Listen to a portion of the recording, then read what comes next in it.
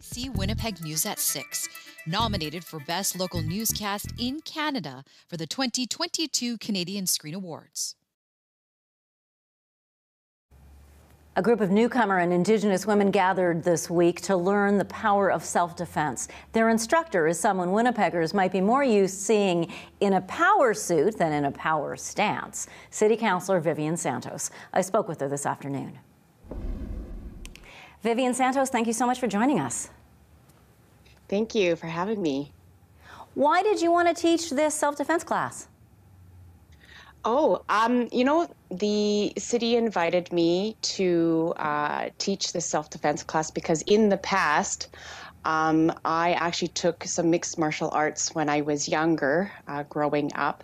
And I actually did teach self-defense class to women when I was working downtown as an executive assistant. So there's a little bit of the knowledge that I've had already from the past. And so when they asked me to participate or at least lead just about an hour and a half classroom, I was full on board. I think it's so important for people, especially women, to learn how to defend themselves and be aware of their surroundings. So it's very empowering for women to be in that type of position. Is that how you felt when you first started working out and going to the gym and studying martial arts? Yeah, growing up in a neighborhood that was mostly Caucasian people, I was 1 out of 4 Asian people growing up. I faced a lot of racism, I faced a lot of abuse, and I was coming down on myself, and I didn't know what kind of outlet I needed. And someone suggested to me, why don't you go to the gym, start working out? So I signed up at a gym when I was 16 years old. And that's when I started to get involved in exercising and building more self-confidence. And I was interested in mixed martial arts, and I was doing some research, and I found one that was a little bit different than your typical martial arts. It was called Hapkido. I found it and I joined it when I was, I can't remember, 21 years old, and when I started it, and I absolutely fell in love with it. Now it's kind of like Aikido, the Steven Seagal version, but it's Hapkido where it's actually attack and defense. So I did that for about 8 to 9 years, and unfortunately I got injured and had to take a step back. But during that time, there was an incident when I was working at a downtown law firm as an assistant. One of my coworkers actually got attacked in the concourse at an elevator when she was walking to go to her vehicle. And so I reached out to the manager and said, hey, I said, would you be okay if I did it over a lunch hour, if I did a couple of weeks, 1 hour? And get a bunch of women to come together. We'll just do it in the lunchroom.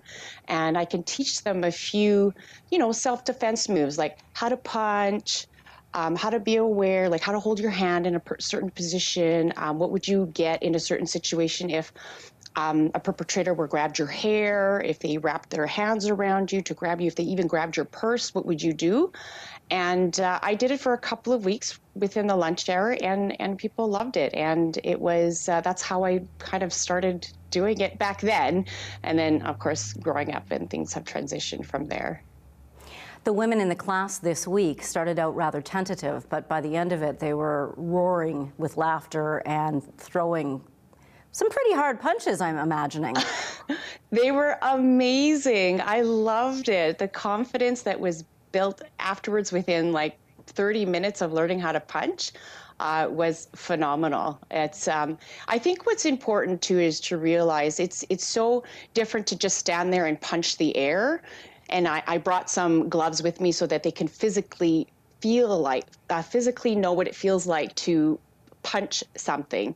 So that's why I brought my punching mats, and I taught them how to properly punch. And so when they felt that, and then they felt how powerful they were, and I encouraged them, and they did it properly, it boosted so much their self-confidence. And I think that in itself was an amazing feeling, not only for myself, but just to see that transpire in these women. It was, I get goosebumps even thinking about it. It was such an amazing experience.